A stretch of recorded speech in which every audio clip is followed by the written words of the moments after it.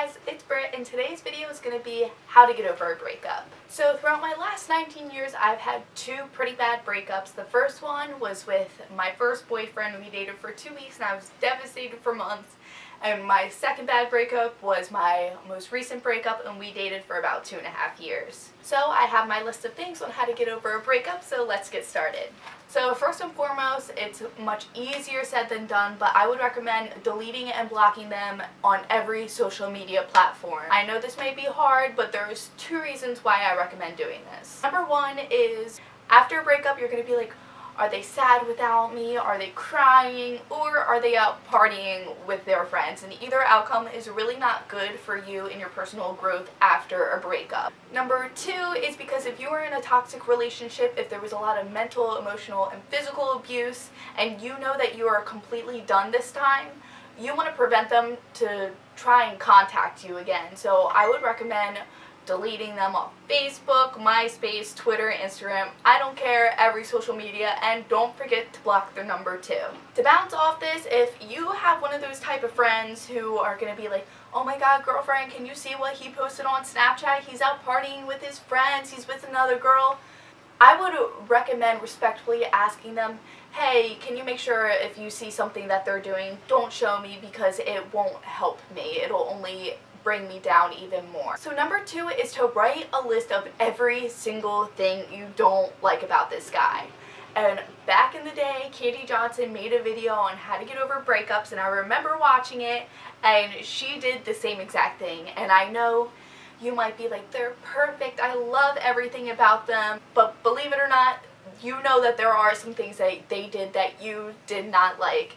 And this will remind you reasons why not to go back to them, why you didn't like them, why they're not good to you.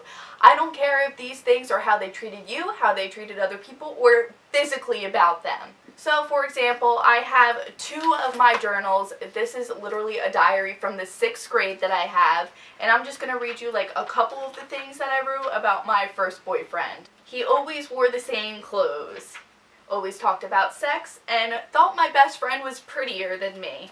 So you can write some things like that. In my most recent breakup, I'm not going to read you like the things about him because we are still friends and I want to respect him. So to bounce off writing things that you don't like about them, I also recommend writing things that you love about yourself. After a breakup, you tend to focus on all the things and really self-reflect and think bad about yourself, whether your ex told you all the bad things about yourself while you guys were fighting, or it's really, after a breakup, a time for self-reflection. So you may be thinking about, oh, I'm a bad person because I don't do this, or I don't like this about myself. So I really recommend writing a list of all the things you love about yourself. Think that you're a badass bitch. I don't care. Write physical things about yourself, things about how you treat other people. So again, I wrote things that I loved about myself, and I always made sure to leave a little bit of room at the end to make sure if I wanted to add something I could. So for example, some of the things that I said about myself: I'm smart, beautiful, caring, open-hearted, I like making people happy, and funny and goal-oriented. So I really recommend writing great things about yourself. Number 3 is to surround yourself with the people that love you the most. After a breakup, at least for me with my first breakup, I tended to want to stay in my room and cry and be upset and not open up and talk to anybody. But I really think you need to surround yourself with the people that love you to remind you that you don't need somebody in your life like a guy to make you happy and to love you. So after my most recent breakup, my sister just had my niece, and all I did was hang out with my sister and my niece in the morning. My sister would be like, hey, do you want to go to Target? And I would go with them. And this really helped keep my mind off of things and kept me occupied so I didn't think about them all the time. And you'll be surprised after a while, the thought of your ex is just kind of like, oh, and you don't get upset, and you'll feel so much better when you have that realization of when you think about them or somebody says their name, you're not upset anymore, and that's the best feeling in the world.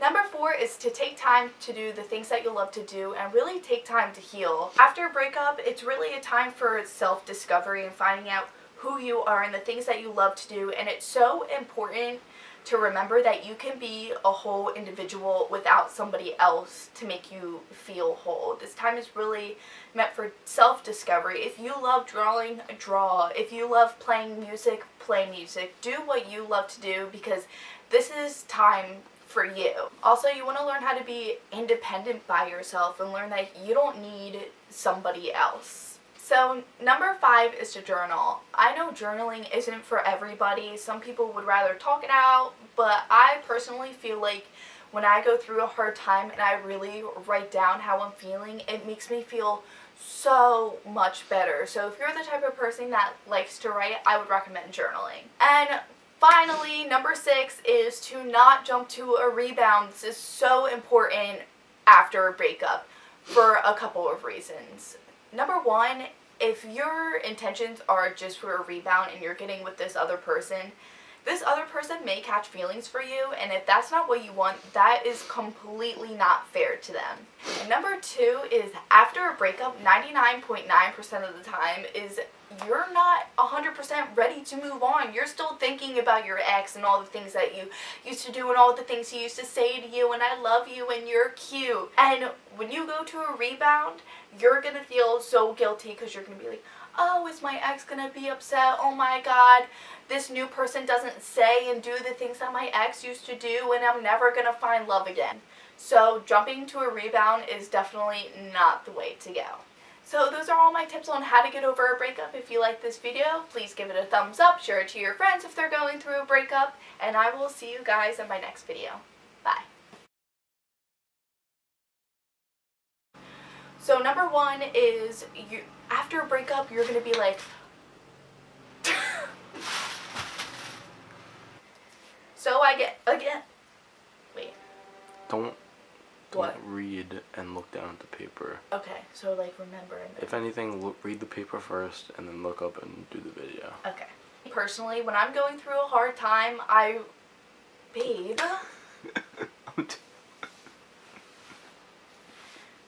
You're so messed up.